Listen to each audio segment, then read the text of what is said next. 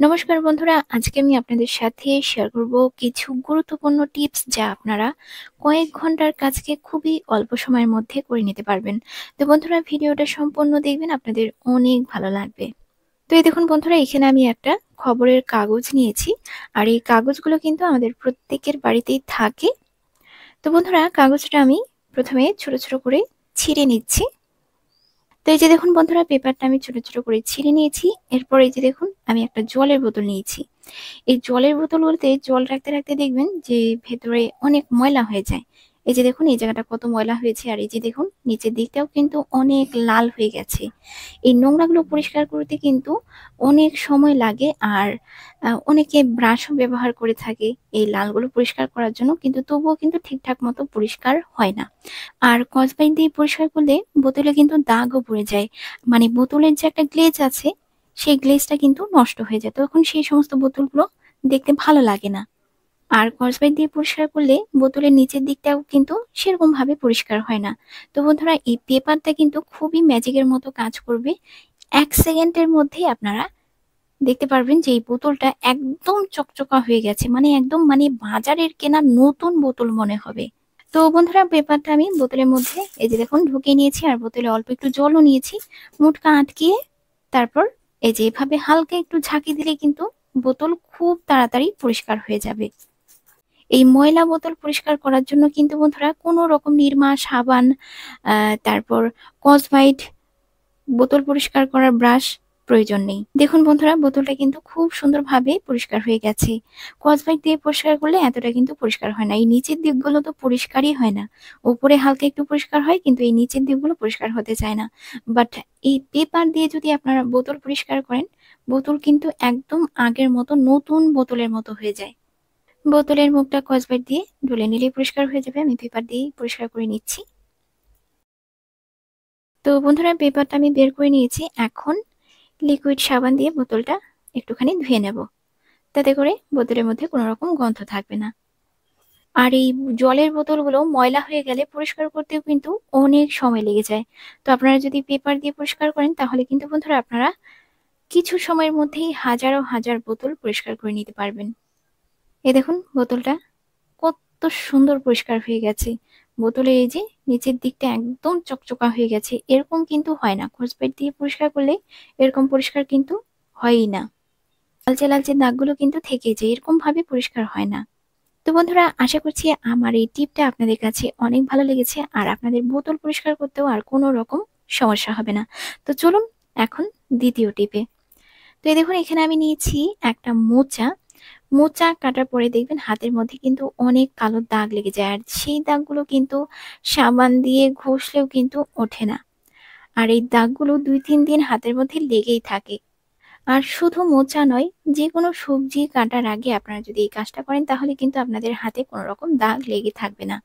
তো এই দেখুন, আমি নিয়েছি হাতে অল্প একটু সর্ষের তেল। মোচা বাছার আগে বা যেকোনো সবজি কাটার আগে হাতে একটু সর্ষের তেল লাগিয়ে নেবেন, বা নারকেল তেলও লাগাতে পারেন। এভাবে তেল লাগিয়ে নিলে হাতের মধ্যে কোনো রকম দাগ লেগে থাকে না। নখের মধ্যেও কিন্তু, নখের ভেতরেও দেখবেন অনেক কালো কালো দাগ হয়ে যায়। আর এই সবজির দাগগুলো হাতে লেগে গেলে হাতের স্কিনটাও কিন্তু অনেক ড্রাই হয়ে যায়। তো বন্ধুরা, সবজি কাটার আগে এভাবে যদি একটু সর্ষের তেল বা নারকেল তেল লাগিয়ে নেন, তাহলে কিন্তু হাতে আর কোনো রকম সবজির দাগ লাগবে না। তো বন্ধুরা, আমি আপনাদেরকে মোচা বাছাটাও শিখিয়ে দিচ্ছি। যারা জানেন তাদের জন্য তো ঠিক আছে, বাট যারা জানেন না তাদের জন্য অনেক হেল্পফুল হবে। তো এই যে দেখুন, এভাবে আলাদা আলাদা ভাবে কিন্তু বাছবেন না।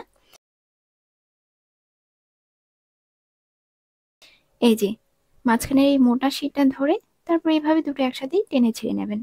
এভাবে বাছলে খুব তাড়াতাড়ি মোচা বাছাটা হয়ে যাবে। এই যে দেখুন, এই যে এরকম ভাবে বাছবেন। দেখুন, হাতে কিন্তু কোনো রকম মোচার কষ বা দাগ লাগছে না। তো বন্ধুরা, যে কোনো সবজি কাটার আগে হাতে এভাবে একটু তেল লাগিয়ে নেবেন, দেখবেন হাতে কোনো রকম দাগ লাগবে না, সবজির দাগ লাগবে না। আর হাতে যদি কোনো রকম দাগ লেগে থাকে, তাহলে এই যে এই লেবু দিয়ে এভাবে করে ঘষে পরিষ্কার করে নেবেন, দেখবেন তাহলে খুব সহজেই হাতের থেকে নোংরা দাগটা উঠে যাবে। এখন বন্ধুরা, আমি আপনাদেরকে দেখাবো কাপড়ে লেগে থাকা অনেক দিনের কড়া দাগ কিরকম ভাবে তুলবেন। জামায় দাগ লাগার পরে সাথে সাথে ধুলে তো খুব তাড়াতাড়ি উঠে যায় জল সাবান দিয়ে। তবে এই যে এই দাগগুলো মানে কঠিন দাগগুলো যেগুলো শুকিয়ে যায় সেই দাগগুলো কিন্তু খুব সহজে ওঠে না। আর বিশেষ করে এই দাগগুলো সাদা জামা, লাইট কালারের জামায় কিন্তু ভীষণ বাজে লাগে দেখতে। তো এই দাগগুলো কিরকম ভাবে তুলবেন? প্রথমে এই দাগের মধ্যে একটুখানি লেবু ঘষে নেবেন। তারপর একটা পাত্রে বেশি করে গরম জল করবেন। ভাতের মাঠটাও ব্যবহার করতে পারেন।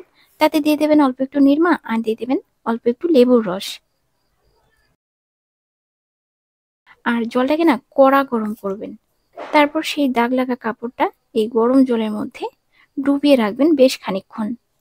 তো বন্ধুরা, এই কাপড়টা আমি বেশ খানিকক্ষণ এই জলের মধ্যে ভিজিয়ে রেখেছিলাম। আর এই যে দেখুন, ঘষাঘষি ছাড়াই কিন্তু এই দাগটা প্রায় উঠেই গেছে। যতটুকু কাপড়টায় দাগ লেগে আছে সেটা কিন্তু হালকা একটু ঘষা দিলেই উঠে যাবে। তো দেখুন, আমি একটা বাসন মাজার সাবান নিয়েছি। বাসন মাজার এই ভিমবার সাবানগুলো দিয়ে জামা কাপড় ধুলে কিন্তু জামা কাপড় খুব সহজেই খুব তাড়াতাড়ি পরিষ্কার হয়ে যায়। দেখুন বন্ধুরা, দাগটা কিন্তু একদম পরিষ্কার হয়ে গিয়েছে। কাপড়টাতে কিন্তু এক ফোঁটা দাগও লেগে নেই। আর বন্ধুরা, এই দাগটা মানে এই কাপড়টাতে দাগটা অনেকদিন আগে লেগেছে, দাগটা একদম শুকিয়ে গেছে। আর এটা শালু কাপড়, শালু কাপড়ের দাগ কিন্তু লাগলে সহজে ওঠেই না। তো আপনারা বুঝতেই পারছেন যে এটা কি পরিমাণে কাজ করে।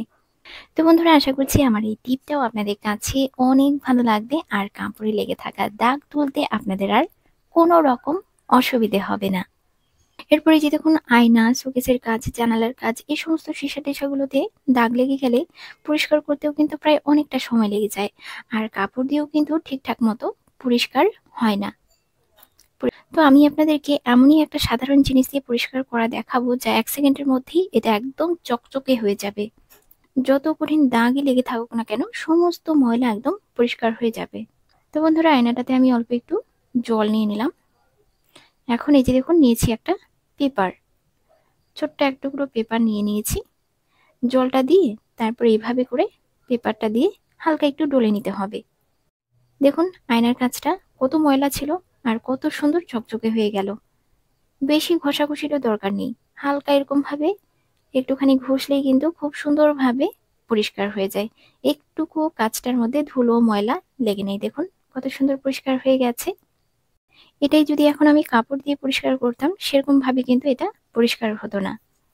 আর কাপড় দিয়ে পরিষ্কার করলে পরিষ্কার তো হয়ই না, উল্টে আরো কাপড়ের ময়লাগুলো কাচের মধ্যে লেগে যায়। তো পেপার দিয়ে পরিষ্কার করবেন, দেখবেন একদম চকচকে হয়ে যাবে। তো বন্ধুরা, যে সমস্ত টিপগুলো আমি আপনাদের সাথে শেয়ার করলাম, আশা করছি সমস্ত টিপগুলোই আপনাদের কাছে ভালো লেগেছে। যদি ভালো লাগে লাইক, কমেন্ট, শেয়ার, সাবস্ক্রাইব করে দিন। তো বন্ধুরা, ভালো থাকেন সবাই। নমস্কার।